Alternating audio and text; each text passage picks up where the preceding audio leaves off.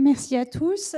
Effectivement, donc cette première table ronde de l'après-midi va être consacrée à l'alerte externe comme moyen privilégié de détection des atteintes à la probité. Alors effectivement, l'alerte externe, c'est la suite de l'alerte interne et elle est primordiale pour permettre la révélation des faits. L'AFA est depuis son origine réceptacle d'un bon nombre de signalements et d'alertes, mais depuis 2022, elle est devenue autorité externe de recueil des signalements suite à la loi Wasserman et à ses décrets d'application.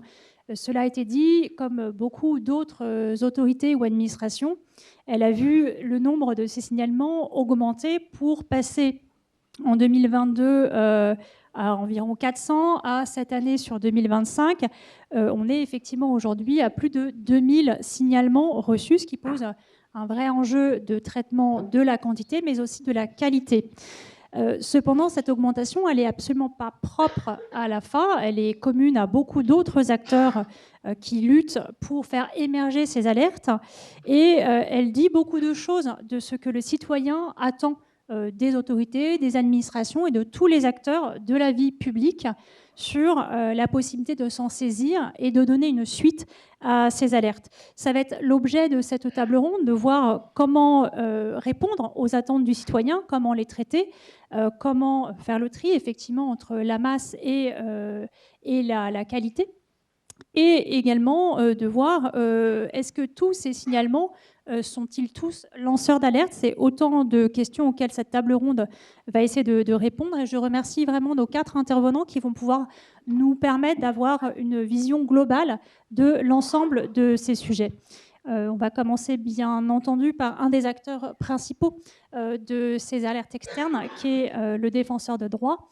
Alors, Marc Loisel, vous êtes le directeur du pôle protection des droits et affaires publiques du Défenseur des droits. Donc, le DDD a été créé en 2011. C'est une autorité administrative indépendante qui est inscrite dans la Constitution et qui veille au respect des droits et des libertés des citoyens. Vous êtes également un acteur central pour l'accompagnement des lanceurs d'alerte, notamment depuis cette fameuse loi Wasserman. Est-ce que vous pouvez nous expliquer quel est votre rôle exact, quel est votre regard sur ces alertes externes ? Donc effectivement, comme vous l'avez dit, le défenseur des droits a une expérience assez ancienne dans le domaine de la protection des lanceurs d'alerte, puisque c'est une compétence qui a été dévolue à l'institution en 2016. Et effectivement, la loi Wasserman a reconfiguré un petit peu cette compétence en mettant l'accent sur 2 aspects. D'abord, renforcer la protection des lanceurs d'alerte, et c'est en ça que le défenseur des droits a un rôle un peu spécifique qui a été sensiblement modifié. Et puis, deuxièmement, créer un véritable droit au signalement de l'alerte, avec la création d'un réseau d'ERS, dans lequel le défenseur des droits est présent. Alors, la mission du défenseur des droits, je vais peut-être simplement la seule citation que je vais faire de la loi organique du 29 mars 2011. Le défenseur des droits est chargé d'informer, de conseiller et d'orienter vers les autorités compétentes toute personne signalant une alerte et de défendre les droits et libertés des lanceurs d'alerte. Et donc, à ce titre, il a vu ces réclamations augmenter de façon assez substantielle, puisqu'on avait entre 2016 et 2022 environ entre 60 et 80 réclamations par année. En 2023, on est plutôt passé à 300, et on est cette année plutôt aux alentours de 800 avant même que la fin de l'année soit terminée. Donc il y a une augmentation extrêmement importante en fait des demandes adressées aux défenseurs des droits en la matière. Alors que fait le défenseur des droits pour traiter ces réclamations? Tout dépend un peu de la demande qui lui est adressée, et surtout tout dépend du moment où le défenseur de droit est saisi dans le parcours du lanceur d'alerte. Et donc, il y a 2 éléments essentiels sur la façon de protéger les lanceurs d'alerte pour le défenseur des droits, selon qu'on se situe en amont des représailles, ou selon que l'on se situe après que l'alerte ait été lancée et que la personne fasse l'objet de représailles. Alors, le premier type de protection des lanceurs d'alerte, c'est essentiellement sur l'accompagnement des lanceurs d'alerte. Alors, il y a 2 éléments essentiels. L'information et l'orientation. Donc là, on est bien avant même que la personne ait fait un signalement. Elle cherche à obtenir un certain nombre d'informations qu'elle peut obtenir sur le site ou en consultant le guide du traitement des réclamations. Mais surtout, elle peut adresser un certain nombre de demandes écrites aux défenseurs des droits sur ce qu'il est possible pour elle de faire dans sa situation. Et là, elle fait l'objet d'une explication, essentiellement par courrier, qui précise à la personne ce qu'elle peut faire et comment elle peut faire de façon à protéger au maximum sa situation personnelle. Deuxième type d'intervention, au-delà de l'information et du conseil, c'est l'orientation. L'orientation, c'est effectivement, je souhaite lancer une alerte, à qui je dois m'adresser, comment. Et donc là aussi, toujours une intervention écrite de la part du défenseur des droits, on lui délivre les informations nécessaires pour se protéger. Deuxième élément important de protection des lanceurs d'alerte, c'est la certification des lanceurs d'alerte. Et ça, c'est une innovation majeure de la loi de 2022, de la loi Wasserman. Alors cette certification intervient surtout une fois que l'alerte a été faite. Donc là, on n'est plus du tout comme dans le premier dispositif, information et orientation en amont. Là, on est véritablement sur une intervention qui est après que l'alerte le signalement a été effectué par le lanceur d'alerte. Et donc, en quoi consiste cette certification ? C'est essentiellement un avis qui est rendu par le défenseur des droits, qui analyse la situation de la personne et qui vise à répondre essentiellement à une question. Est-ce que les conditions de forme et de fond sont remplies pour que la personne puisse prétendre à ce statut de lanceur d'alerte, qui n'est pas à proprement parler un statut, c'est simplement une situation, en fait. Et donc cette certification intervient après que la personne ait saisi le défenseur de droit, évidemment, et elle permet finalement à la personne d'avoir à la fois connaissance de ses droits et d'être finalement confortée dans sa démarche de lanceur d'alerte. Ça a évidemment un caractère de prévention en fait, des représailles. Ce n'est pas la panacée, j'y reviendrai après dessus. Et donc cette certification intervient sans contradictoire, en fait, parfois, puisque évidemment, dans la plupart des cas, et dans l'idéal, l'employeur n'est pas du tout au courant que l'alerte a été faite. Et donc, de façon à protéger la personne au maximum, évidemment, on ne va pas prendre attache avec le réclamant, avec le mis en cause. Alors, cette certification, là aussi, donc, c'est un avis d'une dizaine de pages, un écrit qui récapitule si la personne remplit les conditions. Et là, c'est important parce que je crois qu'il y a eu un certain nombre d'échanges ce matin sur le sujet. Remplit les conditions pour être considéré comme lanceur d'alerte ou lanceuse d'alerte au regard des dispositions de la loi Sapin 2, mais aussi de l'ensemble des dispositifs. Donc, c'est une certification qui ne vaut pas exclusivement dans le cadre fixé par la loi Sapin 2. Tous les dispositifs de lanceurs d'alerte sont examinés à la lumière de cette certification. Et donc quelques chiffres sur cette certification des lanceurs d'alerte, qui est donc, je le rappelle, une protection juridique. En gros, la première année, on était aux alentours de 35. Maintenant, on est plutôt aux alentours de 40-45 à peu près par an, 45 certifications. Et puis, autre type de protection, là, on n'est plus du tout en amont des représailles, ce sont plutôt des protections en aval des représailles. Et là, on est dans un schéma d'intervention classique pour le défenseur des droits, c'est-à-dire on analyse le dossier, on enquête, si c'est nécessaire, mais si tous les éléments sont réunis dans le dossier, on peut se dispenser de cette enquête. En revanche, il y a toujours une phase de débat contradictoire avec l'employeur. Et ça, c'est systématique. Qu'il y ait une enquête au préalable ou pas, de toute façon, il y aura une phase de débat contradictoire avec l'employeur. L'idée étant évidemment d'avoir un échange sur les faits qui se sont produits et d'établir la preuve de ce qui est souligné par la victime, c'est-à-dire le fait de faire l'objet de mesures de représailles avec le signalement qu'elle a effectué ou pas. Et donc c'est là aussi dans un cadre d'intervention assez classique pour les défenseurs des droits. Ça donne lieu soit à des recommandations, un pouvoir de recommandation, donc on est plutôt dans l'ordre du droit souple, soit des interventions au contentieux. Et je dois reconnaître que du point de vue, pour la mission lanceur d'alerte, par comparaison avec d'autres missions, il y a un enjeu spécifique quand même sur la question du contentieux. Alors évidemment, on ne peut pas initier le contentieux à la place de la victime ou de la personne qui nous saisit. On peut simplement se joindre à une procédure qui est déjà créée, mais il y a un enjeu quand même majeur à intervenir au contentieux de façon à faire exister et à développer ce droit des lanceurs d'alerte dans la jurisprudence, de façon à renforcer en fait la protection juridique des lanceurs d'alerte.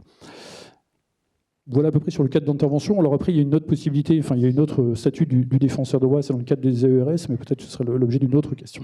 Effectivement, vous l'avez dit, le défenseur des droits, il a aussi ce rôle de chef de file des AERS. Comment vous gérez ce ce chef de file-là? Comment sont vos relations avec les AERS et est-ce que ça vous donne suffisamment d'éléments pour comprendre le mécanisme général de lanceur d'alerte au niveau francophone? Alors, comment on gère ce chef de filage? Je me suis posé la question justement en préparant un peu cette intervention. Je sais comment on la gère, mais en fait, on n'est pas. Enfin, la position ou l'expression même de chef de file est assez complexe, puisque finalement, on est quand même dans la file. Et c'est un peu toute la complexité du défenseur des droits, c'est-à-dire qu'il est à la fois dans la file et pas dans la file. Il est à la fois acteur de la protection des lanceurs d'alerte et acteur des dispositifs de signalement, et en même temps, il est observateur des mêmes dispositifs à travers le rapport bisannuel. Donc il y a une position comme ça, une multipositionnalité, on va dire, c'est pas très beau comme expression, qui rejaillit aussi sur notre insertion dans la file. Et donc on est une AERS comme les autres, de ce point de vue-là. Ça, je pense que c'est important de le souligner. Le réseau qui a été construit, il a été construit entre AERS et avec le défenseur des droits comme AERS. En revanche, et c'est peut-être un peu finalement ce qui fait la position un peu différente du défenseur des droits, c'est que c'est une AERS qui bénéficie d'une expérience un peu longue dans le domaine, ou un peu plus longue que les autres dans le domaine du traitement de la protection des lanceurs d'alerte, puisqu'il y avait, comme je vous l'ai dit tout à l'heure, cette compétence qui date de 2016. Il y a par ailleurs un rôle pivot qui a été confié aux défenseurs de droit sur l'orientation et la réorientation des alertes, autre élément. Et puis, il y a, comme je vous l'ai dit à l'instant, un rôle particulier avec la rédaction du rapport bisannuel sur les lanceurs d'alerte qui conduit l'ensemble des AERS à lui communiquer un certain nombre d'informations pour nourrir ce rapport bisannuel. Donc c'est un rôle à la fois dans la file et à l'extérieur de la file. Et je prendrai simplement... je pense qu'on ne peut pas comprendre en fait en réalité le rôle du défenseur de droit dans ce réseau d'AERS sans revenir finalement très très rapidement sur la façon dont les choses se sont mises en place. Je pense que le rôle finalement est émergé du contexte.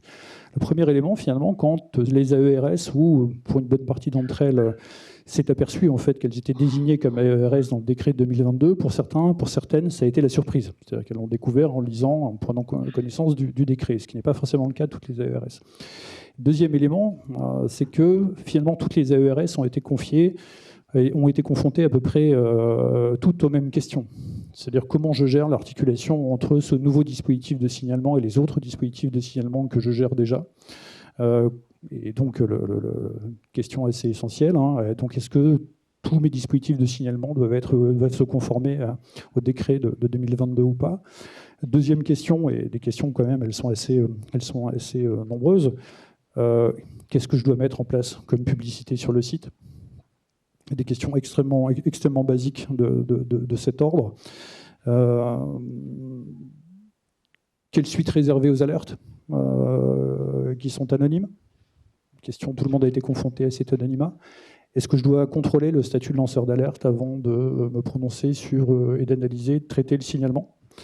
Quel retour d'information je dois faire, en particulier si je suis soumis à un secret professionnel particulier? Et donc cet ensemble de questions qui ont émergé au sein du réseau, elles ont été en fait partagées dans un espace. Et c'est ça, typiquement, le réseau des AERS. Ça a donné lieu à la création d'un cadre de réflexion commun dans lequel le défenseur des droits se trouve et qui a donné lieu à des échanges multilatéraux, bilatéraux, des réunions assez régulières, la construction aussi d'un annuaire des référents lanceurs d'alerte avec une précision aussi des compétences qui étaient mises en jeu. Et donc, c'est au sein de cet échange en fait, qu'on a réussi collectivement à apporter un certain nombre de solutions à ces réponses concrètes.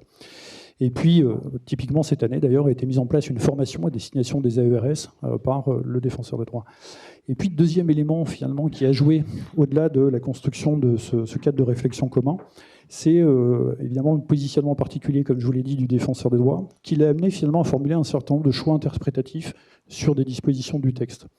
Choix interprétatifs qui ont permis finalement aux AERS de se positionner. Et je prendrai simplement des exemples. La première, c'est effectivement la question du champ de compétences des AERS. On sait qu'il y a un décalage entre une conception globalement assez large de la définition du lanceur d'alerte et puis une conception beaucoup plus restrictive défendue dans le décret de 2022. Et donc, la question qui se posait, c'était est-ce qu'effectivement, il fallait que je soumette toutes les dispositions, enfin, est-ce qu'il fallait qu'en tant qu'AERS, je soumette toutes les dispositifs de signalement à ce qui est prévu dans le décret ou pas? Et donc, l'interprétation qui a été défendue par le défenseur de droit, qui était plutôt une interprétation souple, a permis finalement un certain nombre d'ARS de faire des choix, alors soit dans un sens, typiquement comme l'AMF, qui a conduit à soumettre l'ensemble des dispositifs de signalement à ce qui était prévu dans le décret 2022, soit au contraire, respecter la diversité des canaux de signalement et des modalités différentes. De la même façon, sur la question du contrôle des lanceurs d'alerte, là aussi, le défenseur des droits était plutôt à suggérer une interprétation relativement large de ce contrôle, de façon à ne pas trop restreindre le dispositif. Ça a permis, là aussi, je crois, à un certain nombre d'ARS de se caler sur cette interprétation, étant entendu qu'il n'y aura pas d'autres, il y a assez peu d'autres interprétations juridiques de ce texte en l'état. Voilà. Merci beaucoup. Je vais me tourner vers notre deuxième intervenante, Élodie Nass. Vous êtes déléguée générale de la Maison des lanceurs d'alerte. Alors, la Maison des lanceurs d'alerte, c'est une association qui apporte un soutien juridique, psychologique et financier aux lanceuses et lanceurs d'alerte et qui, depuis sa création, a accompagné près de 450 lanceurs et lanceuses d'alerte. Est-ce que vous pouvez nous rappeler un petit peu comment vous agissez, alors pour le coup, avec les citoyens qui souhaitent révéler des faits, et comment vous gérez leur relation avec la ou les administrations, parce qu'il n'est pas toujours facile de savoir vers qui se tourner. Bonjour à toutes et à tous. Pardon. Merci beaucoup à la FA pour l'invitation, pour donner un peu de voix à la société civile, même si cette voix est un peu éraillée aujourd'hui, mais j'espère que ça ne portera pas atteinte à la compréhension de mes propos. Donc, effectivement, la Maison des lanceurs d'alerte, c'est une association, un statut un peu différent des différents institutions qui ont pris la parole aujourd'hui. Une association qui a été créée fin 2018 par d'autres associations, notamment Transparency International, Anticor, Sherpa, que vous devez connaître sur les questions de lutte contre la corruption et pour la transparence de la vie publique, mais aussi des syndicats de journalistes, d'autres associations qui travaillent aussi notamment sur les questions environnementales. Je pense à Greenpeace, France Nature Environnement, Bloom, L214. On a 25 organisations membres, donc je ne vais pas vous faire la liste en entier.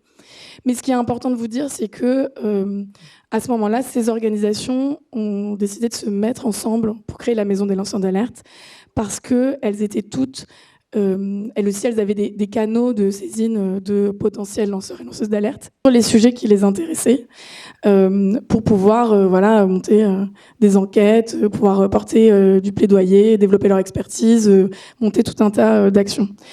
Sauf que la question de la protection des lanceurs et de lanceuses d'alerte, c'est une action, c'est une activité en soi. Donc elles ont décidé à cette époque-là de mettre en commun certains moyens et donc de créer notre association.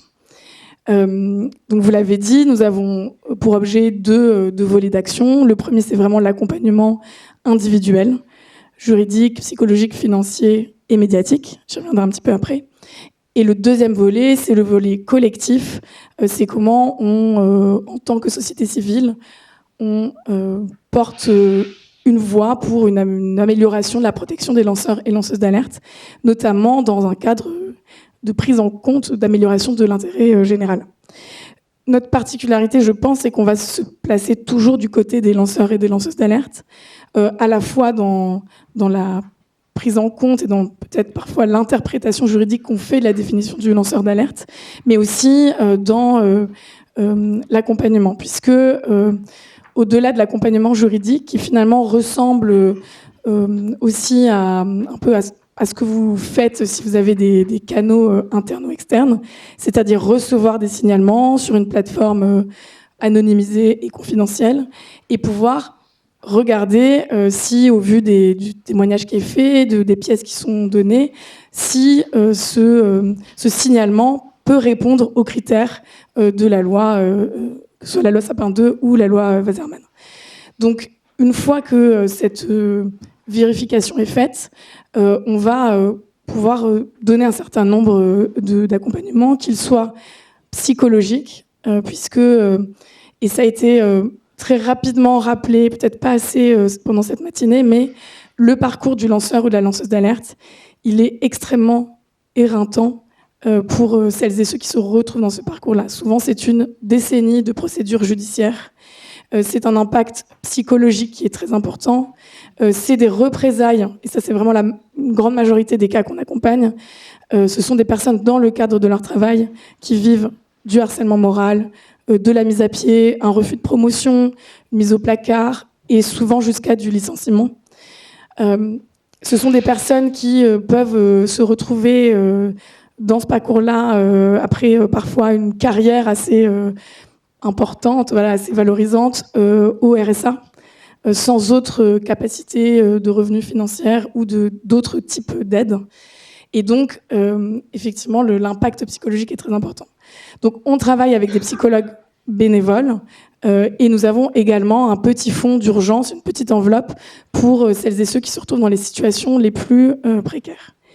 Et enfin, sur l'accompagnement individuel, on va aussi avoir un accompagnement médiatique, c'est-à-dire qu'on va soit mettre en lien les lanceurs d'alerte avec des journalistes, soit, quand les liens ont déjà été faits, accompagner également les journalistes à s'assurer de la protection des lanceurs d'alerte dans leurs articles, soit en respectant l'anonymat, c'est-à-dire très simplement ne pas mentionner les noms, mais aussi s'assurer que les données qui sont dans l'article ne permettent pas de reconnaître qui est le lanceur ou lanceuse d'alerte, et donc de se placer vraiment du côté de la personne. Sur le volet collectif, alors la Maison des lanceurs d'alerte, comme d'autres acteurs de la société civile, ont participé à l'élaboration de la loi Waserman.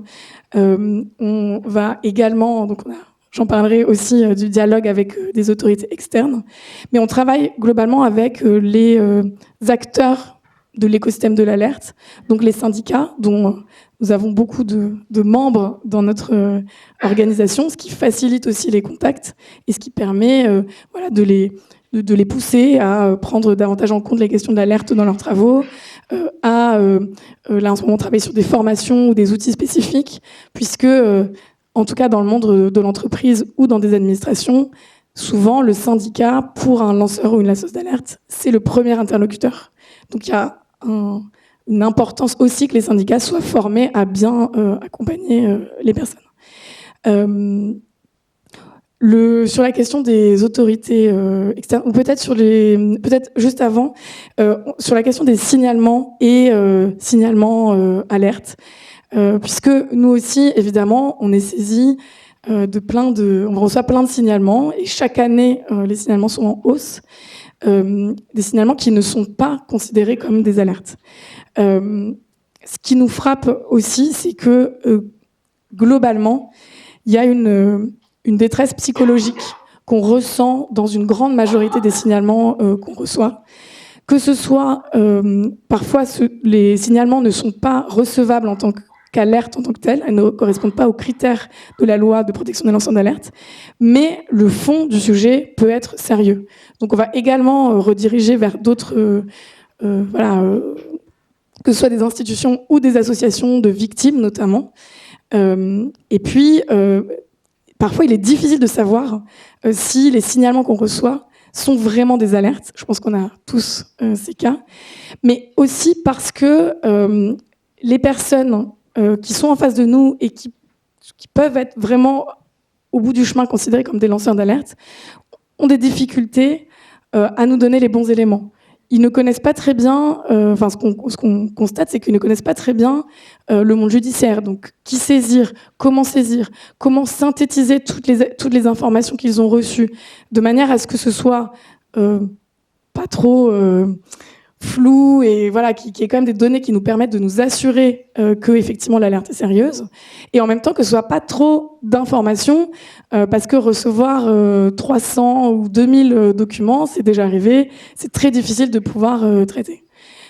Et en fait, les autorités, les AERS et parfois les journalistes, je laisserai mon voisin l'expliquer après, se retrouvent parfois noyés sous un manque d'informations ou trop d'informations. Et je pense qu'on a aussi un enjeu à pouvoir mieux accompagner dans des parcours administratifs, judiciaires ou de presse des personnes qui ne connaissent pas ces écosystèmes-là, ne savent pas comment ça fonctionne, et qui peuvent être aussi psychologiquement très altérées par l'alerte qu'elles ont lancée, et notamment par les représailles qu'elles ont vécues. sur les autorités peut-être, et je reviendrai après sur le... mais évidemment, pour nous, c'est très important de pouvoir échanger avec les autorités externes. D'ailleurs, j'en profite pour remercier aussi le défenseur des droits avec qui nous avons des très bons échanges, mais de pouvoir faire peut-être le lien entre des lanceurs et lanceuses d'alerte qui ont beaucoup de récriminations envers les autorités externes, et je le dis voilà, très calmement, parce que c'est ce que nous entendons sur leur parcours individuel, et en même temps de pouvoir mieux comprendre quelles sont les difficultés des autorités, des difficultés administratives ou voilà, de budget, de mise en place de certains éléments, de temps aussi, de délai pour mettre en place des mécanismes, et de pouvoir essayer de faire un pont entre ces deux parties prenantes, et d'arriver à peut-être mieux expliquer aussi les choses côté lanceurs et lanceuses d'alerte, et aussi faire entendre la voix des parcours humains, parce qu'on parle de canaux, de mécanismes, de nombre d'alertes, etc. Mais derrière, ce sont des vies humaines qu'on doit prendre en compte. Merci beaucoup. Ça fait le lien avec notre prochain intervenant, donc Jérémy Baruch. Vous êtes journaliste d'investigation au Monde et vous travaillez depuis plus de 10 ans sur des problématiques d'éthique et de transparence dans toutes les sphères de la société, qu'ils soient économiques, sociétales, politiques. Et vous avez notamment participé à plusieurs enquêtes sur des sujets d'évasion fiscale, de blanchiment. On peut penser aux enquêtes des Panama Papers, des Pandora Papers, d'OpenLux et plus récemment des CumCum. Donc vous êtes quand même très spécialisé sur les affaires économiques et financières. Est-ce que vous pouvez nous expliquer quel est, vous, votre travail en tant que journaliste? Est-ce qu'on pourrait considérer que vous êtes un accompagnateur des lanceurs d'alerte ou vous-même lanceur d'alerte, puisque vous participez à révéler des faits? Bonjour, merci pour la question. Si on le prend dans un sens très large, on peut dire qu'on participe à alerter. De là à dire qu'on est des lanceurs d'alerte, on l'a vu, on n'est pas exactement dans le cadre juridique strict, lanceur d'alerte. De manière assez générale, s'il y a des lanceurs d'alerte, qui nous parlent, nous, à la presse, c'est souvent assez difficile à démêler ce qui nous amène comme information. Et du coup, c'est vrai que c'est souvent dans le cadre d'enquêtes d'initiative, ou en tous les cas, empiriquement, c'est ce qu'on voit, dans le cadre d'enquêtes d'initiative, c'est-à-dire nous-mêmes enquêtons et sortons des articles. C'est dans ce cadre-là qu'il y a des ouvertures d'enquête pénale. Donc, ouais, on n'est pas vraiment lanceur d'alerte. Mais il y a plusieurs exemples qui me viennent en tête. Mais par exemple, mon collègue Abdellah Kelidrissi a écrit assez récemment un article sur des villas sur la Côte d'Azur détenues via des sociétés offshore par des patrons de Gazprom Bank, entité sous sanction en Russie.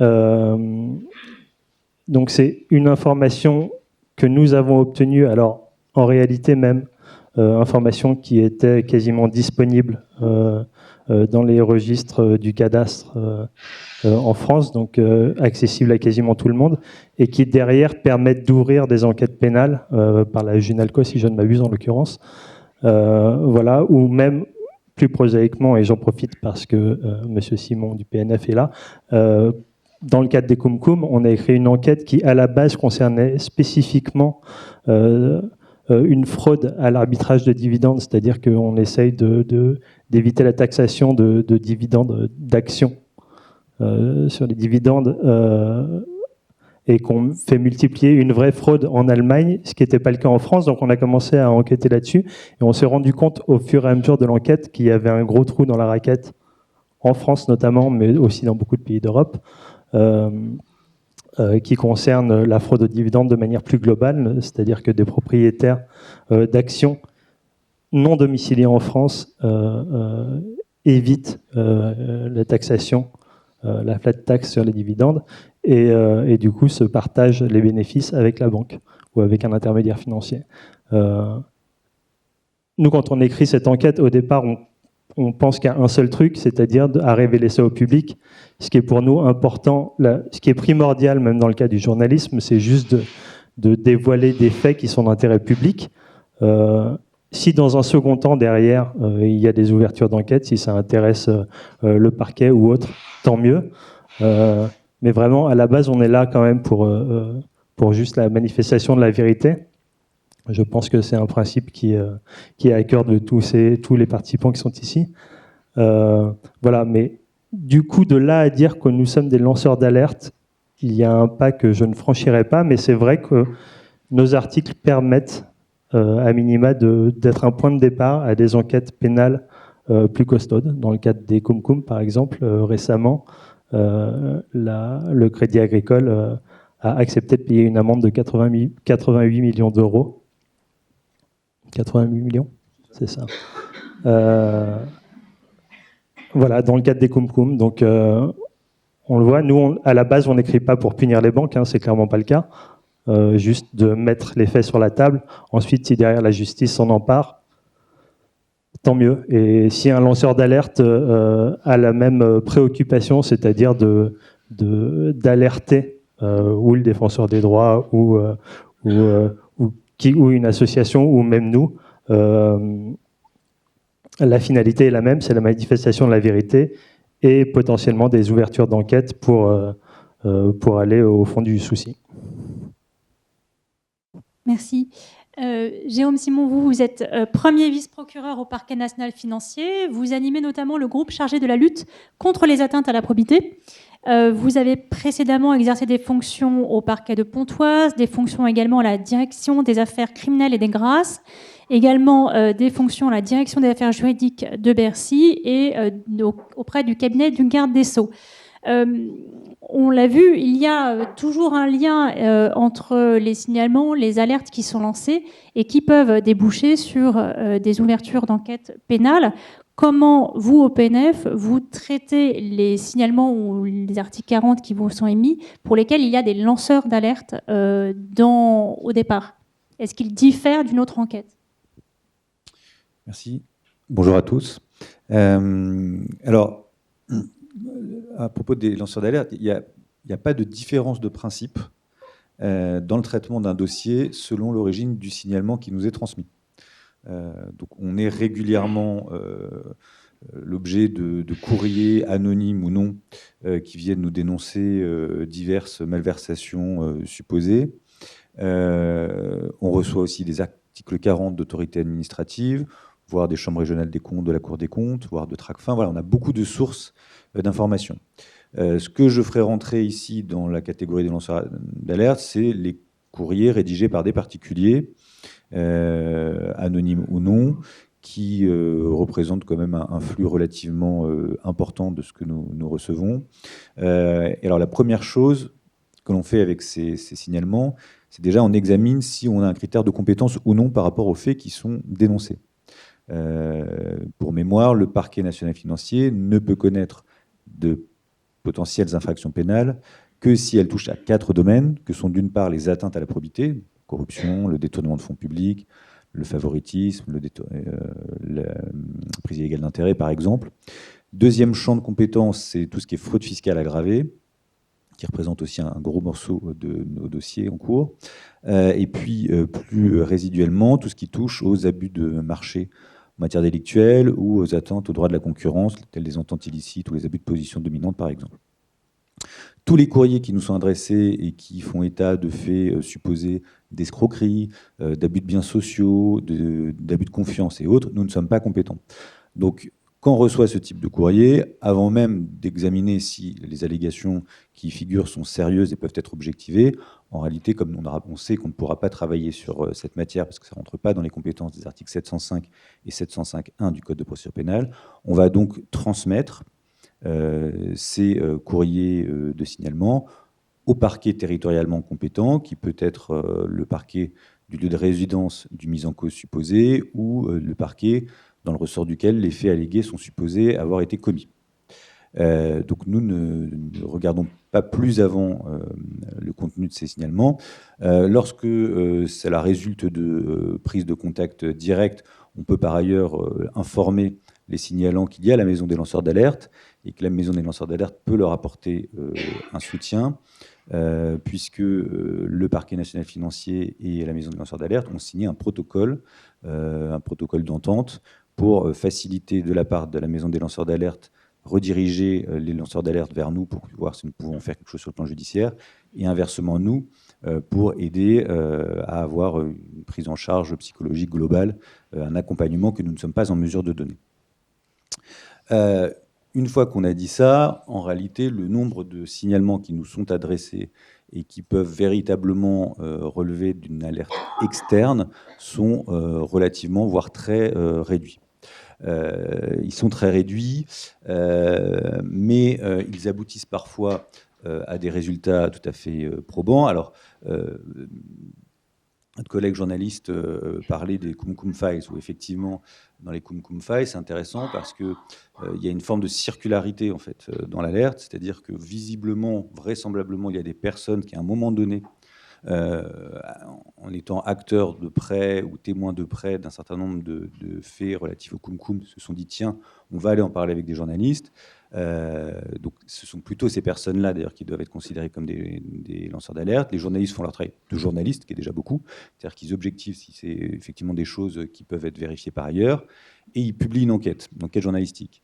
Et sur cette base d'enquête journalistique, vous avez un collectif qui s'appelle le collectif des citoyens en bande organisée, ça ne s'invente pas, qui s'est reposé sur cette enquête journalistique, notamment aussi il y avait au sein de ce collectif Boris Vallaud, pour adresser une plainte ou un signalement, je ne sais plus comment c'était formulé, en se référant explicitement à l'enquête du Monde et du consortium de journalistes qui s'étaient intéressés à cette problématique en Europe. Donc en fait, ça nous revient par un collectif qui s'appuie sur une enquête journalistique qui elle-même est le fruit de potentiels éléments fournis dans le cadre du travail journalistique par ces lanceurs d'alerte. Plutôt effectivement un succès, puisque dans le cadre des Kumkum Files, on enquête sur plusieurs banques au parquet national financier, dont je ne dirai rien sur les procédures actuellement en cours, mais effectivement concernant CACIB, le Crédit Agricole, on a effectivement signé une convention judiciaire d'intérêt public de 88 millions d'euros, qui correspond à l'avantage tiré des manquements avec une part punitive pour les faits en question. On a sinon, de manière assez résiduelle, des succès, à savoir des enquêtes qui vont aller tout au bout du processus pénal sur la base d'un lanceur d'alerte entré en communication directement avec le PNF, arguant de faits relatifs aux articles 705 et 705.1 du Code de procédure pénale. Il y a ainsi une CJIP qui a été signée et validée le 19 juin 2025 par donc la présidente de la 32e chambre correctionnelle, entre le PNF et une société spécialiste mondiale de la cybersécurité pour les infrastructures numériques. L'origine de ce signalement, c'est un signalement pour corruption portant sur des paiements réalisés par des filiales du groupe en question dans 5 pays d'Asie. Et ces faits ont été portés à la connaissance directement du PNF par cet ancien salarié qui était manager Risk and Compliance jusqu'en 2019 et qui a quitté cette société. Au final, nous avons donc, au terme de l'enquête qui a été menée, une enquête assez précise et fouillée, conclu donc le 19 juin 2025 une CJIP d'un montant de 16 millions d'euros et quelques centimes, ainsi que la mise en place d'un programme de mise en conformité anticorruption pendant une période de 3 ans. Alors, si j'élargis un peu la photographie sur le sujet qui nous occupe ici, l'alerte externe, donc on a parlé des lanceurs d'alerte à proprement parler. C'est un nombre relativement faible, je ne dirais pas inexistant, mais faible. Moi, j'ai connaissance, mais je n'ai pas la revue intégrale sur les plus de 700, 800 dossiers en cours du PNF, mais il y a le dossier dont je viens vous parler qui a fait l'objet d'une CJIP. On a un autre dossier en cours sur lequel je ne peux pas m'exprimer. Mais voilà, sur près de 800 dossiers, ouverts grâce à des lanceurs d'alerte stricto sensu, c'est relativement peu important. Surtout si on compare ce qui se passe dans d'autres pays, on pourra reparler, mais par exemple, aux États-Unis, le DOJ nous dit que les autodénonciations et les lanceurs d'alerte en matière d'anticorruption, ce sont les 2 sources principales d'ouverture de dossiers auprès du département de la justice américain. Pour vous dire que nous, on en est très très loin. Alors il y a plein d'explications qui peuvent être données à ça, mais je ne m'attarde pas. Peut-être qu'on aura le temps d'en parler dans le cadre des questions-réponses. Donc nous, il faut qu'on aille chercher un petit peu plus loin en France, en élargissant le spectre, sur ce qui peut constituer une alerte externe. Et là, me vient à l'esprit tout de suite le rôle qui est joué par les associations anticorruption, agréées ou non d'ailleurs, le collectif des citoyens en bande organisée dont je vous parlais tout à l'heure pour la CGIP-CACIB, c'était un collectif complètement informel, même pas enregistré en tant que loi 1901. Donc de ce point de vue-là, on n'a pas besoin d'être forcément une association agréée pour déposer une plainte ou un signalement auprès du PNF. C'est mieux quand on est face à des associations agréées, ça veut dire qu'il y a eu un travail fait au niveau de la centrale qui décerne l'agrément, qui montre que ce sont des associations qui sont sérieuses, mais ce n'est pas absolument un monopole. Toute association, toute structure de fait peut se tourner vers le PNF pour signaler des potentiels faits délictueux.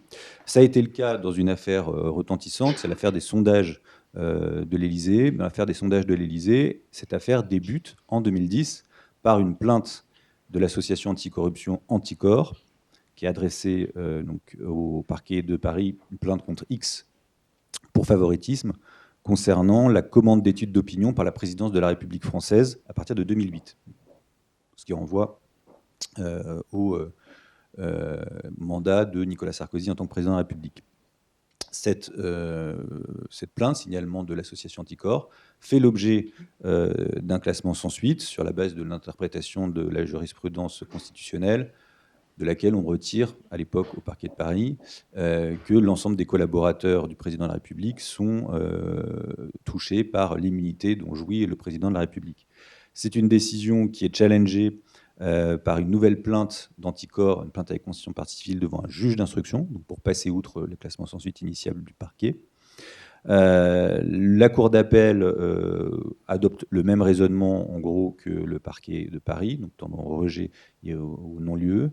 Et finalement, cela se termine par un pourvoi en cassation, où la Cour de cassation casse la décision de la Cour d'appel de Paris et dit qu'effectivement, un juge d'instruction parisien doit bien enquêter sur ces faits potentiellement de favoritisme, qui aboutira, in fine, plusieurs années après, à une condamnation devant le tribunal de Paris, une fois que le dossier aura été repris par le parquet national financier. Voilà, donc on a un champ relativement large de l'alerte externe, pourvu qu'on veuille bien donner une définition relativement large du spectre qui nous intéresse.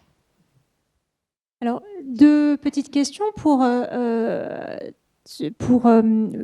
voir un petit peu comment le PNF travaille sur ces questions d'alerte. Est-ce que vous rencontrez parfois des difficultés, ou pas d'ailleurs, avec la nécessité de protéger parfois l'anonymat du signalant ou du lanceur d'alerte? Et est-ce que vous avez des perspectives pour travailler différemment, c'est-à-dire essayer d'aller chercher l'information au plus près sans attendre une alerte? Est-ce qu'il y a des réflexions actuellement pour avoir des veilles, du screening ou d'autres moyens de détection des atteintes à la probité sans attendre une saisine éventuelle d'une association ou d'une administration? Oui, alors, l'anonymat, pour nous, n'est pas un obstacle. C'est-à-dire que c'est pas parce qu'on reçoit un courrier qui n'est pas signé et dont l'auteur ne se présente pas nominativement, c'est pas un critère de classement vertical. C'est-à-dire qu'on va quand même en prendre connaissance, on va quand même regarder. On aime moyennement ça quand même, parce qu'on n'a pas trop envie de manière générale de se faire instrumentaliser, mais on a à cœur de regarder l'intégralité, et Dieu sait que c'est nombreux, courriers qui nous sont adressés chaque jour, qui font état de faits divers et variés. Pourvu, encore une fois, le premier écrémage qui a lieu, c'est est-ce qu'on est sur un champ d'infraction qui relève de la compétence du PNF, parce que sinon ça n'a aucun intérêt, on ne pourra de toute façon rien en faire. Donc l'anonymat n'est pas en soi rédhibitoire, simplement on ne traitera judiciairement le contenu de cette alerte externe anonymisée que si et seulement si il y a soit des documents joints ou des éléments joints sur une clé USB ou autre sur ce signalement qui nous permettent d'objectiver de notre côté un certain nombre d'allégations qui sont formulées, donc pour voir si on n'est pas sur quelque chose de complètement fantaisiste, parce que parfois on a des signalements qui sont complètement fantaisistes, ou des tentatives d'instrumentalisation de la matière pénale en lien avec un contentieux civil, commercial ou de prud'homme. Donc on regarde si on peut objectiver, et le cas échéant, dans ces cas-là, on peut être tout à fait amené à travailler sur une enquête en probité, en fiscal, en boursier ou en entente illicite sans aucune difficulté. Pour ce qui est d'aider les lanceurs d'alerte face au risque de représailles, nous, on n'a pas de mandat donné par la loi pour intervenir en la matière. C'est aussi pour ça que, parce qu'on voyait les limites du système, on a décidé avec la Maison des lanceurs d'alerte il y a quelques années de signer un protocole justement pour leur donner un interlocuteur lorsque ces lanceurs d'alerte faisaient part de leur dénuement, notamment pour se protéger face à un risque de représailles. Puisque vous savez tous, l'intérêt d'être qualifié, d'être certifié lanceur d'alerte, si je puis dire, c'est le fait qu'il est beaucoup plus simple d'agir devant la juridiction administrative quand vous êtes agent public ou devant les prud'hommes quand vous êtes salarié privé pour contester ce que vous estimez être une mesure de représailles dans l'exercice de votre carrière parce que vous avez dénoncé des faits qui touchaient votre employeur. Donc on a cette possibilité d'orienter vers la maison des lanceurs d'alerte, au même titre d'ailleurs que la maison des lanceurs d'alerte a la possibilité de nous signaler des faits qui peuvent revêtir une compétence pénale relevant de l'article 705 ou 705.1. Sur votre deuxième question, finalement, comment est-ce que nous pouvons devancer même le travail des lanceurs d'alerte ?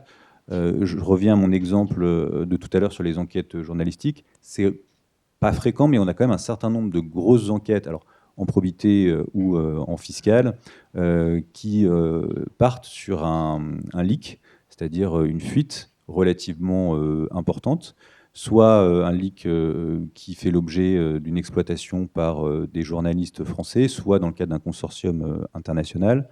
On en a parlé tout à l'heure, hein, c'est le cas notamment des Dubai Papers, des Panama Papers, des Pandora Papers, des LuxLeaks, etc. Donc tout ça, ça suppose un très gros travail d'analyse. Donc nous, on a créé au niveau du PNF un groupe de travail dédié, qui s'appelle le groupe Source Ouverte. Donc c'est une dizaine de magistrats assistants spécialisés qui se réunissent régulièrement et qui épluchent toutes les enquêtes journalistiques à disposition, dans les différents médias à disposition, pour voir comment d'initiative on peut ouvrir des enquêtes préliminaires et donc investiguer sur le plan pénal et approfondir, déjà confirmer et ensuite approfondir le travail qui a été fait par les journalistes. Donc ça, c'est véritablement un plus, je pense, dans la démarche qui est faite par le PNF, parce que c'est quelque chose qui n'existait pas il y a encore quelques années. C'est-à-dire qu'il y a encore quelques années, l'idée de s'auto-saisir d'une enquête parce qu'un journaliste avait sorti une information, si on n'avait pas par ailleurs une plainte en bonne et due forme qui nous était adressée, c'était inenvisageable.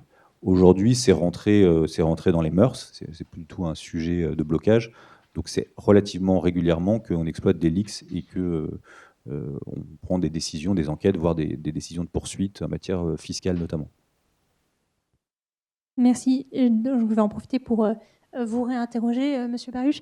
Vous, on le voit, hein, vous révélez des faits, vous l'avez dit, même si vous n'êtes pas un lanceur d'alerte en tant que tel, on voit bien votre rôle essentiel pour informer le public. Comment vous articulez ça en termes de travail? Et est-ce que vous-même avez pu constater des représailles également dans votre travail de journaliste? On a vu que les lanceurs d'alerte pouvaient faire l'objet de représailles. Est-ce que ça peut toucher également la presse? Et comment vous conciliez tous ces impératifs? Alors, concernant les représailles, en réalité, pour nous, journalistes, il y a assez peu... Enfin, pour journalistes, c'est pas vrai. Pour nous, journalistes, au journal Le Monde, il y a assez peu de représailles. En partie parce qu'on est un gros journal avec une équipe d'avocats dédiés. On a suffisamment d'argent, ce qui, d'une certaine manière, nous protège beaucoup plus que la plupart de mes collègues de la presse, quelle qu'elle soit, régionale, quotidienne, hebdomadaire ou autre. Donc ça, pour nous, c'est un gros plus de se sentir plus en sécurité vis-à-vis de tout ce qui peut être pression. Quand on fait des enquêtes, les pressions arrivent souvent avant la parution de l'enquête, la plupart du temps, dans le cadre du contradictoire. Donc, vous savez, en tant que journaliste, on est obligé de joindre la personne sur qui on écrit un article. Obligé la plupart du temps, en tous les cas. On essaye au maximum de joindre cette personne qui accepte ou non de nous répondre. Il arrive assez fréquemment que, suite à des demandes d'interview avec ces personnes, auxquelles sont jointes souvent de gros pavés de questions auxquels on aimerait bien des réponses, on se retrouve avec un courrier d'avocat qui nous dit continuez et vous allez vous retrouver au tribunal pour diffamation ou autre. Encore une fois, le fait d'être journaliste au Monde nous protège un peu de tout ça. Mais au-delà de ça, des vraies pressions, notamment tout ce qui concerne ce qu'on appelle les cols blancs, c'est-à-dire fraude fiscale, blanchiment et autres, la plupart du temps, ces personnes-là jouent par avocat interposé, donc les pressions se font vraiment dans les tribunaux quand il y a pression. Plus récemment, néanmoins, on a fait avec un collègue des enquêtes sur Dubaï, où on écrit beaucoup sur des narcotrafiquants. Et là, c'est pas exactement la même chose, donc c'est clair qu'en termes de protection, mais ça, c'est peut-être le cadre de la prochaine table ronde, parler publiquement de narcotrafiquants qu'on sait être des personnes dangereuses, qui sont en prison ou qui ont été en prison, qui ont été accusés de meurtre ou autre, on se pose plus de questions tant sur la signature que même sur la possibilité d'enquêter de manière plus globale. Et ça, encore une fois, je dis ça de ma place privilégiée de journaliste au Monde, et clairement, un journaliste dans une plus petite maison se posera encore plus de questions quant à sa sécurité pour écrire sur de tels faits. Ça, c'était sur la partie pression. Par ailleurs, je suis soulagé d'entendre que le PNF, comme la Maison des lanceurs d'alerte ou autres, ont les mêmes problématiques en termes de nombre d'alertes qu'ils reçoivent. J'ai encore regardé là tout récemment. Vendredi dernier, on a reçu dans une boîte mail dédiée à l'investigation, donc très clairement axée sur les lanceurs d'alerte. Au Monde, on a reçu une 50aine de mails. Voilà, ça c'était juste vendredi, donc je vous laisse imaginer sur toute l'année. Du coup, on est obligé, nous aussi, d'avoir des personnes dédiées à la lecture de ces différents mails, s'assurer de la véracité des faits qui sont allégués dans les mails,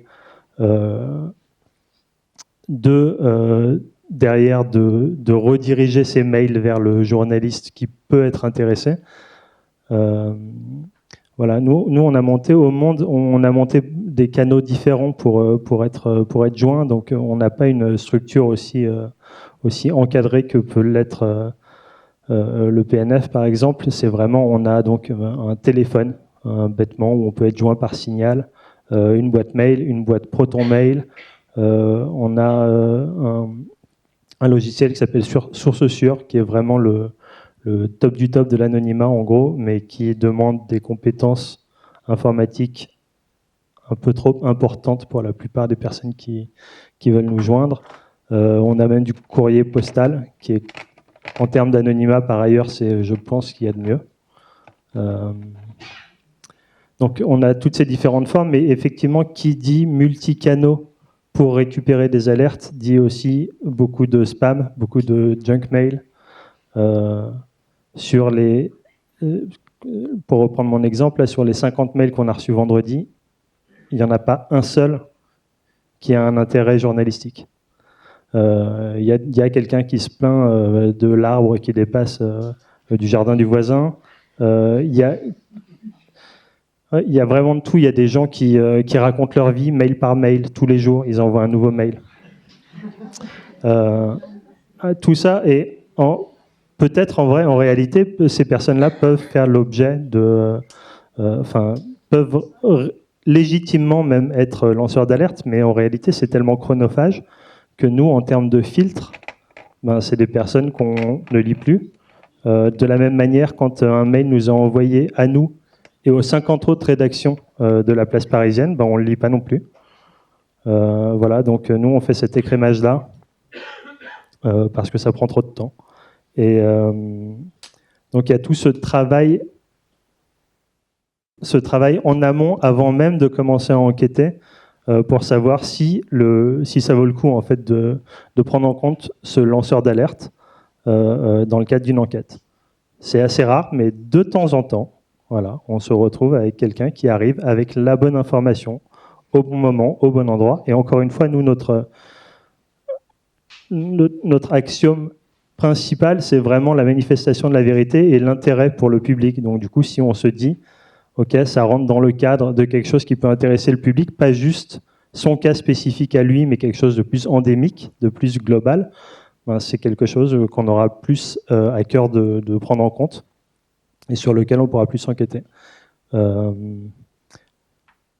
Néanmoins, c'est quand même assez rare, c'est ce que je disais au tout début. La plupart de nos enquêtes d'initiative qui ouvrent, notamment des enquêtes derrière, des enquêtes, je veux dire, au pénal, ne sont pas liées directement à des lanceurs d'alerte. Donc, encore une fois, c'est comme au PNF, il y a assez peu de lanceurs d'alerte qui permettent vraiment d'ouvrir des enquêtes.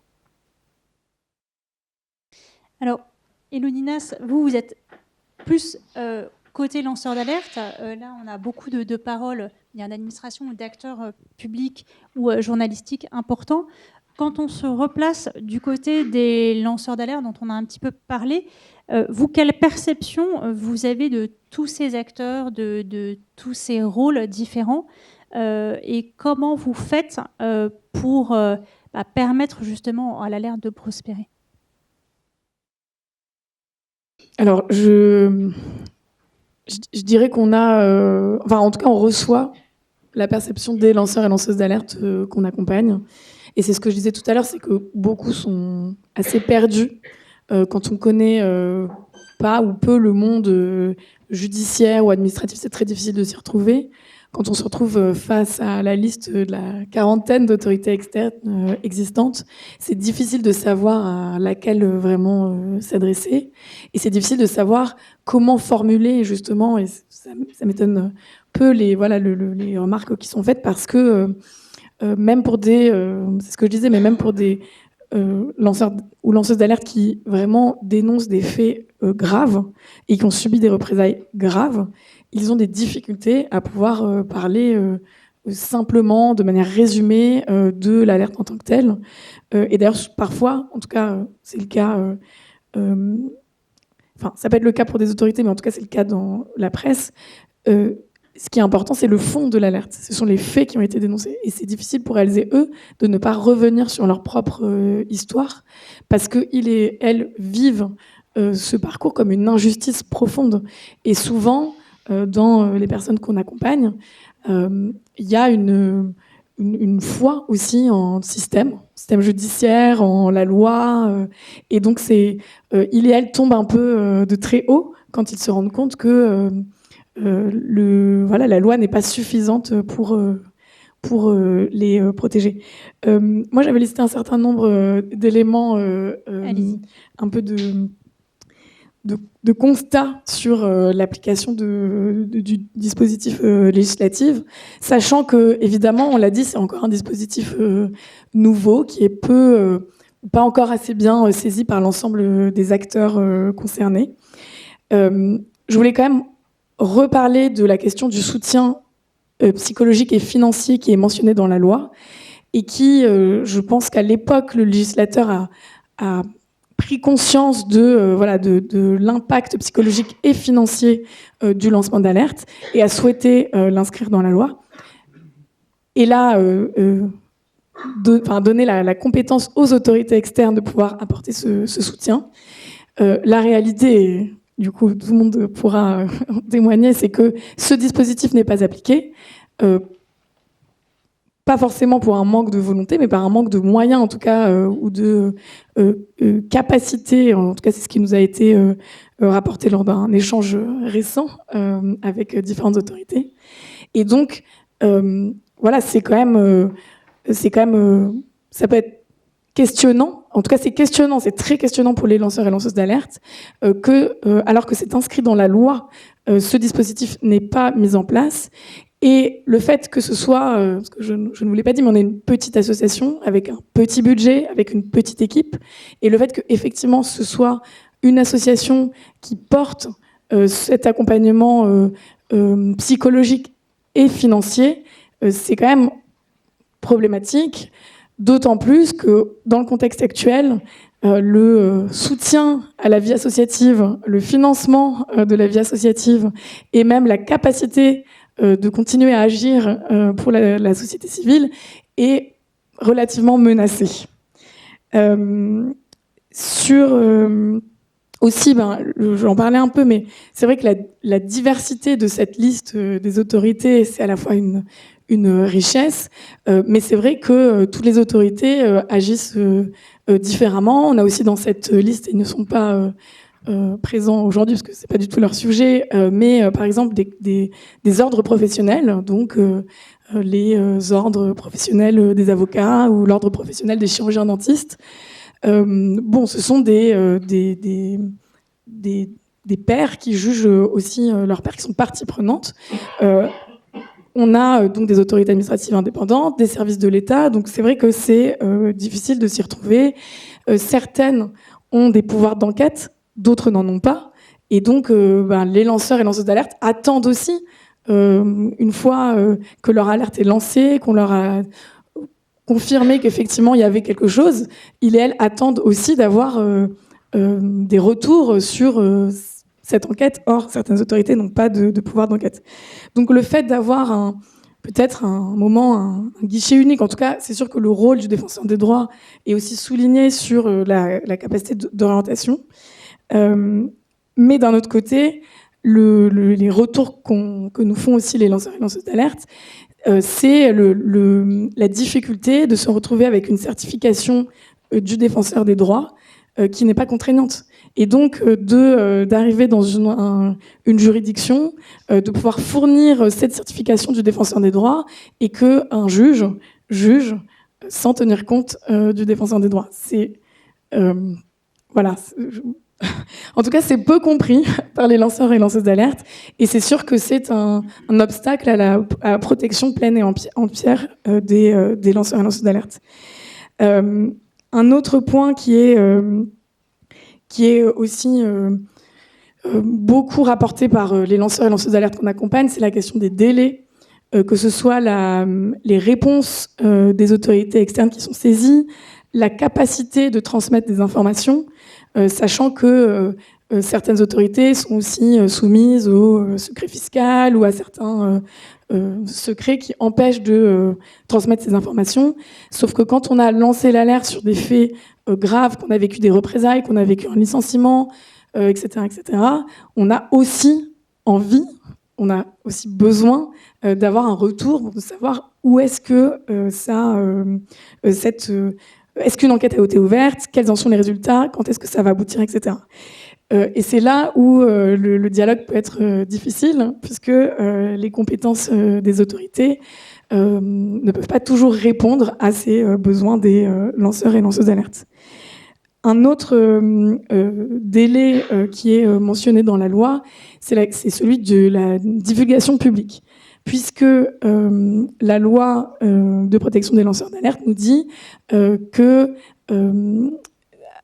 s'il y a divulgation publique avant la saisie d'une autorité, il y a une incapacité à pouvoir obtenir le statut.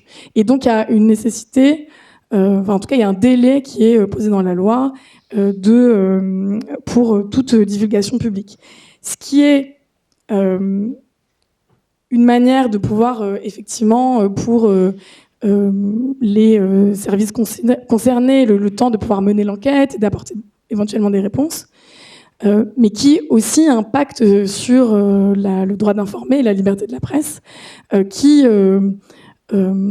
peut avoir besoin de sortir beaucoup plus rapidement une enquête, notamment dans des cas d'actualité, sur des sujets très chauds, mais sur des sujets d'intérêt général. En fait, au-delà des journalistes, c'est l'opinion publique qui a aussi besoin d'avoir ces informations pour pouvoir être pleinement informée, voter le cas échéant, je ne sais pas, sur les différentes affaires par exemple. Et donc cet enjeu de délai sur la divulgation publique, elle questionne beaucoup et elle peut aussi empêcher l'opinion publique d'être informée et les journalistes de faire leur travail. Et plus globalement, ce que je dirais, c'est que, et ça a été évoqué justement sur la présentation du défenseur des droits, c'est que quand même la majorité, malheureusement, la majorité des signalantes, potentiels lanceurs et lanceuses d'alerte, nous saisissent quand même très tardivement. Et que souvent, ceux qui saisissent sont déjà à quelques jours d'un entretien de licenciement, préalable au licenciement, ou déjà dans des procédures judiciaires, mais aussi parce que la protection en tant que telle s'applique a posteriori de l'alerte. Les protections ne permettent pas de ne pas subir de représailles en amont. Et c'est ce qui est aussi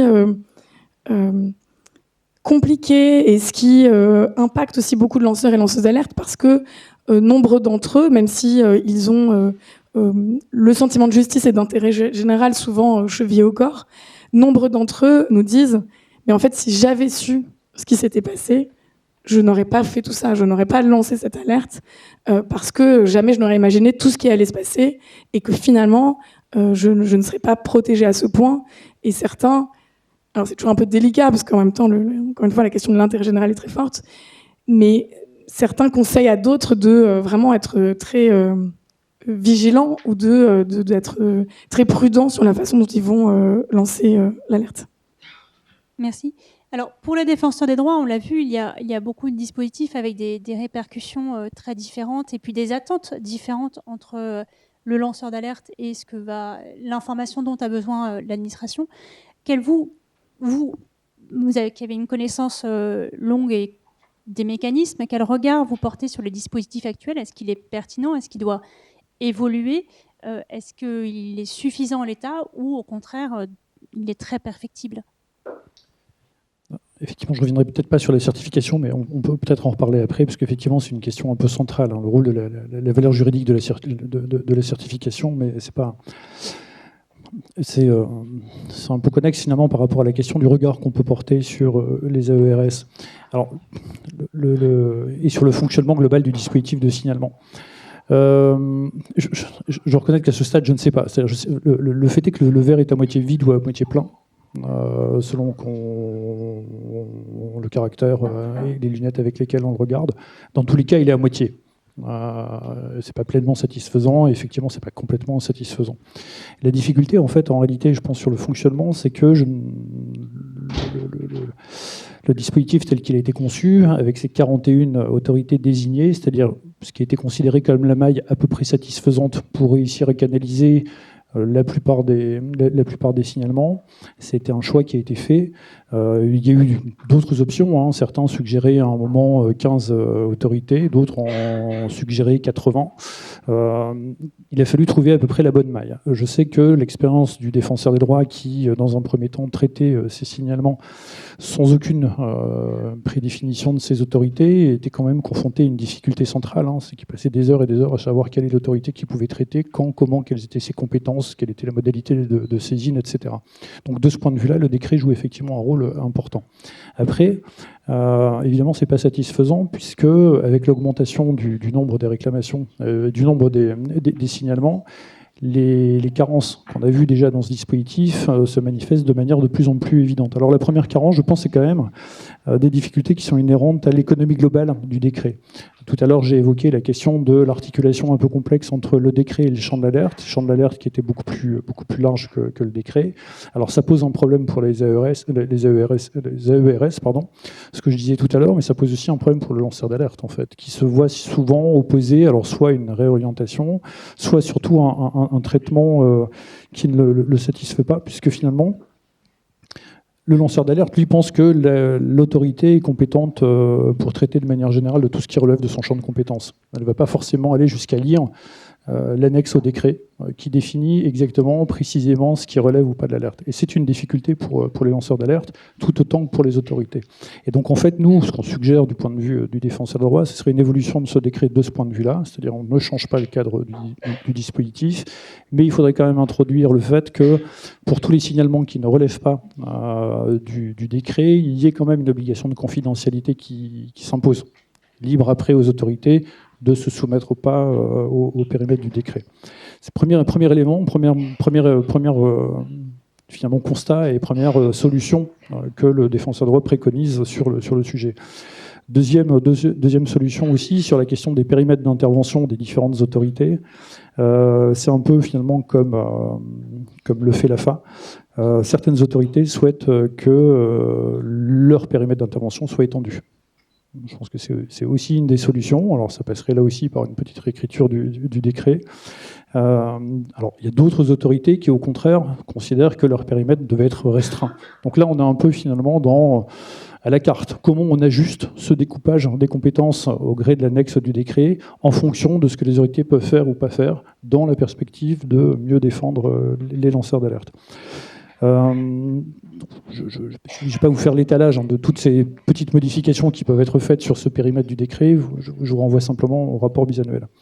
Deuxième élément, et ça a déjà été souligné par Élodie Nass, c'est effectivement le choix des AERS. Il y a effectivement des autorités qui sont extrêmement dissemblables, dotées de pouvoirs variables, d'enquête, pas d'enquête, plus ou moins autonomes. Il y a même des médiateurs.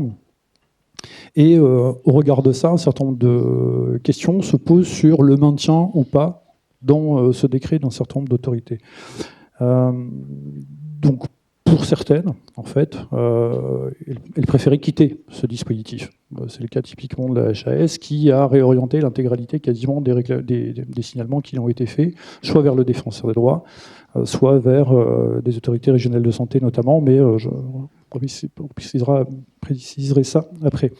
Il y en a d'autres au contraire qui considèrent en fait que, puisqu'elles travaillent avec certaines autorités déconcentrées, il serait assez opportun de faire intégrer dans ce décret d'autres autorités beaucoup plus, je ne vais pas dire beaucoup plus efficaces, mais avec beaucoup plus de modalités d'intervention.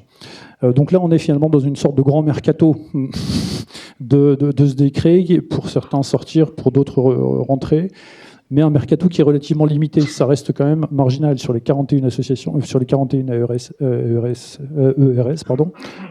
Il n'y a pas une préconisation de modification extrêmement large du dispositif de ce point de vue-là. Et puis, autre constat, toujours sur ce périmètre du décret, c'est effectivement ce que constate le défenseur de droit, c'est qu'il y a des domaines qui ne sont pas couverts, typiquement le droit de la fonction publique et le contrôle des comptes. Et donc ça, c'est effectivement des carences qui, là aussi, mériteraient d'être appelleraient les modifications du décret. Et puis, il y a une troisième difficulté que le défenseur de droit relève, c'est effectivement tout ce qui est lié aux modalités de travail des AERS. C'est-à-dire un certain nombre d'entre elles ont des relais locaux vers lesquels elles pourraient transférer les signalements. Or, le cadre qui a été fixé par le décret, qui impose finalement de passer par le défenseur de droit, crée finalement, alors à la fois ça a été conçu comme une mesure protectrice, mais en même temps ça crée aussi une difficulté, c'est-à-dire le dispositif est suffisamment mature pour que les transferts puissent se faire de manière quasiment automatique. Alors je sais que c'est pas complètement convergent avec ce que vous disiez, c'est-à-dire le fait que le défenseur de droit soit un petit peu le pivot et une porte d'entrée essentielle, notamment dans la question de la réorientation. Mais je pense que compte tenu de la maturité du dispositif à l'heure actuelle, on pourrait finalement se diriger vers cette option, c'est-à-dire permettre à un certain nombre d'autorités qui ne peuvent pas ou qui ne sont pas en mesure de gérer suffisamment efficacement les signalements, de les transférer directement à d'autres autorités identifiées. Alors, là aussi, c'est une économie globale d'un décret, c'est-à-dire le choix qui a été fait, parce que dans une version initiale, finalement, la première version du projet de loi, la seule porte d'entrée sur ces dispositifs de signalement, c'était le défenseur des droits. Tout devait passer par le défenseur des droits. Ce qui était quand même, je pense qu'on avait échappé à une sorte de catastrophe. Pour être très clair, si tout avait dû passer par le défenseur des droits avant d'être répercuté vers les ERS, certes, ça aurait pu être conçu comme une protection, mais en même temps, ça posait une difficulté, je pense, extrêmement complexe. On a créé ce dispositif, enfin, le législateur et le ministère de la Justice ont créé ce dispositif d'ERS. Globalement, il fonctionne. Mais je pense qu'il y a un certain nombre de perfections qui devraient être amenées, à la fois sur la composition du noyau, c'est ce que je vous disais, le noyau d'AERS, le densifier, et en deuxième lieu, sur l'articulation de ce noyau avec les autorités plus périphériques. Je pense que... Voilà. Merci. Je vous remercie tous les cas de vos interventions. On va laisser un peu de place aux questions de l'assistance avant de devoir laisser la place à la deuxième table ronde. Alors, y a-t-il des questions ?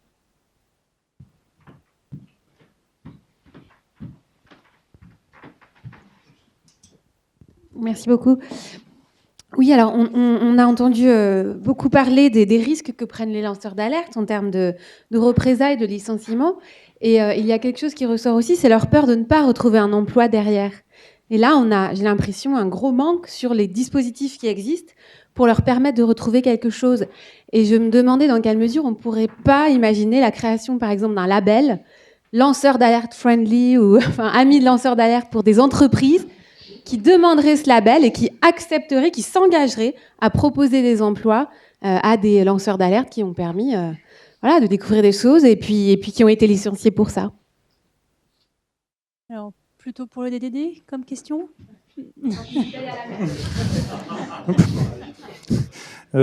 Merci d'avoir posé cette question, comme on dit.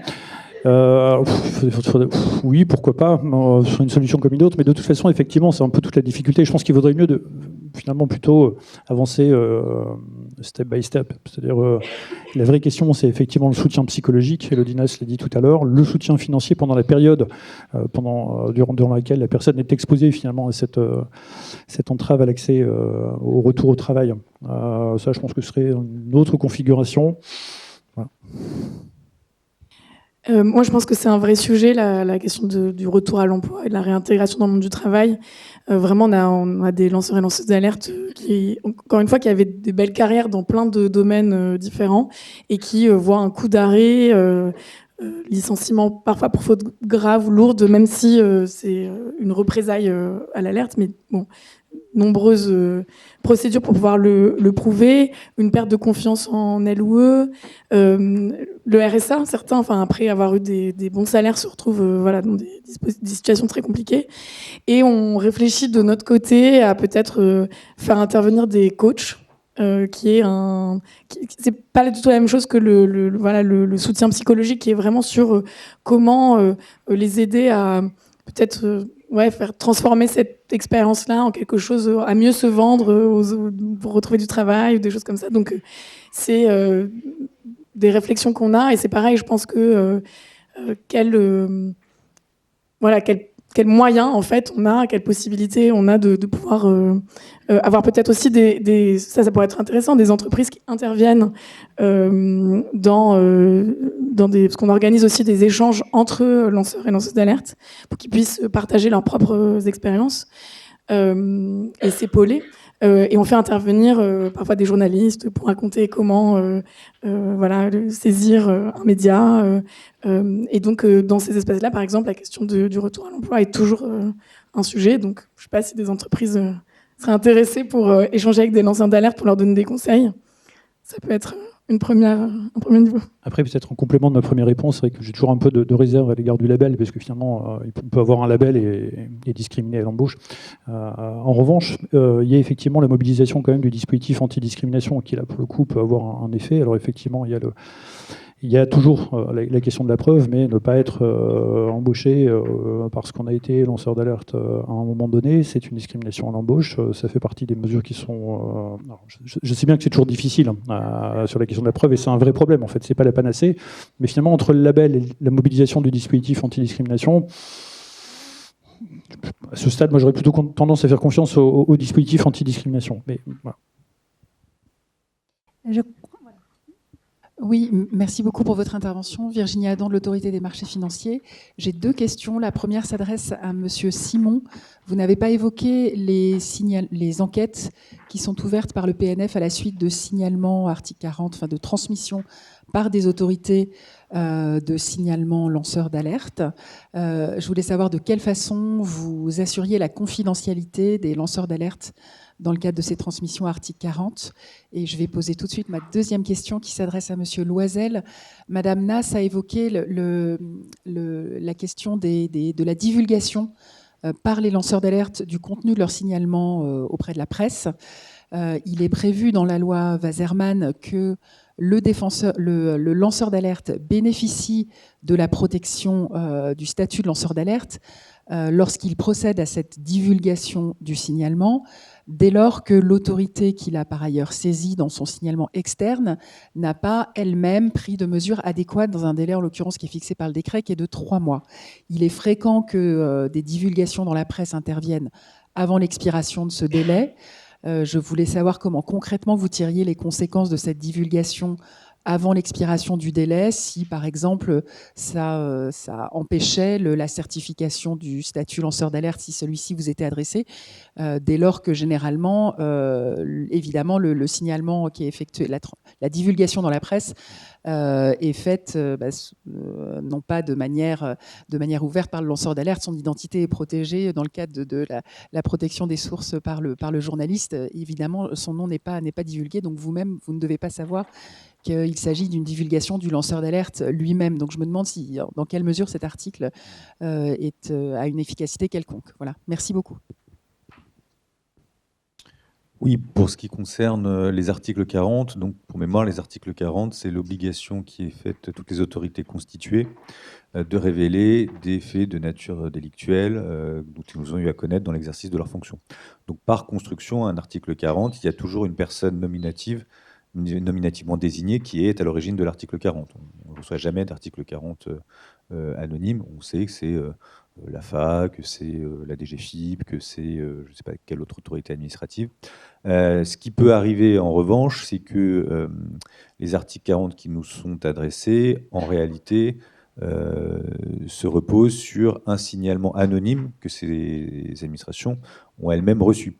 Et elles estiment que les faits ont l'air suffisamment bien étayés pour que cela puisse avoir un volant judiciaire et donc nous font suivre cela. Mais bon, je dirais, a priori, si l'autorité administrative n'avait pas les informations sur les informations sources, on ne les aura pas non plus.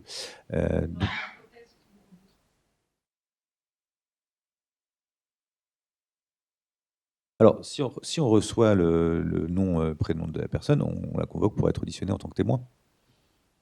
Après, à charge pour elle de dire non, je ne souhaite pas témoigner au-delà de ce que j'ai déjà fait. Bon, on ne peut pas forcer quelqu'un à témoigner. C'est pas possible. On peut forcer un témoin à se rendre et à rester à disposition 4 heures dans les locaux d'un service de police judiciaire, mais s'il n'a pas envie de réitérer ses allégations devant l'autorité judiciaire, on n'a rien pour l'y forcer. Mais généralement, quand on a le nom et le prénom, c'est que les personnes sont tout à fait d'accord pour être auditionnées.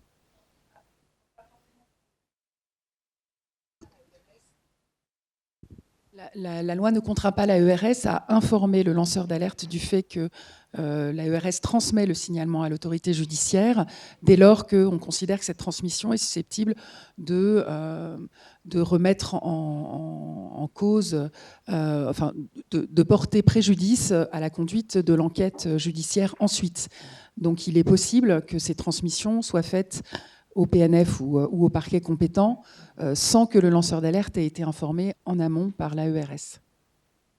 D'accord. Moi, j'ai jamais vu le cas de figure. Enfin, à chaque fois qu'on a les articles 40, quels que soient les éléments sur lesquels ils se fondent, s'il y a des témoins à l'origine ou des victimes à l'origine, dès lors que le nom est donné, qu'on les reçoit, il n'y a pas de difficulté pour reprendre leur déposition. Mais je ne vous parle que de mon expérience. Il y a peut-être d'autres cas de figure. Sur la question, donc, sur les divulgations peut-être un peu prématurées, l'effet immédiat, effectivement, c'est que ça peut faire perdre la qualité de lanceur d'alerte. Et c'est en ça, finalement, que l'articulation en fait, du journaliste et du lanceur d'alerte est importante. C'est-à-dire, il faut clairement quand même que le lanceur d'alerte ait en tête le fait que si la divulgation est prématurée et qu'elle n'est pas justifiée par un motif tiré notamment de l'urgence ou de la gravité, ça peut lui faire perdre sa qualité de lanceur d'alerte. Donc ça, c'est dans la pureté des faits, en fait, dans l'idée que le lanceur d'alerte son nom serait systématiquement communiqué dans un article ou dans la presse. Il y a une cote mal taillée un peu plus complexe qui est le lanceur d'alerte qui a fait un signalement, qui a respecté l'intégralité des étapes. Et ce qui est dit dans la presse ne permet pas forcément de faire le lien avec le lanceur d'alerte. Et là, nous, on est plutôt sur une approche assez large, en fait. On va pas non plus, on ne prête pas systématiquement au lanceur d'alerte le fait que la divulgation lui soit imputable. Et donc, les faits ont pu être abordés publiquement. Tant qu'on n'a pas la preuve que c'est lui-même, en fait, qui a eu une démarche active dans cette manifestation publique du signalement, on ne remet pas en cause sa certification. Alors, je sais bien que ce n'est pas toujours très simple à faire, hein, le départ entre les deux, mais c'est la position de l'institution précisément pour protéger les lanceurs d'alerte. Alors, je crois qu'il y avait encore des questions, mais on doit passer à la table ronde suivante. Je remercie les intervenants pour leur participation.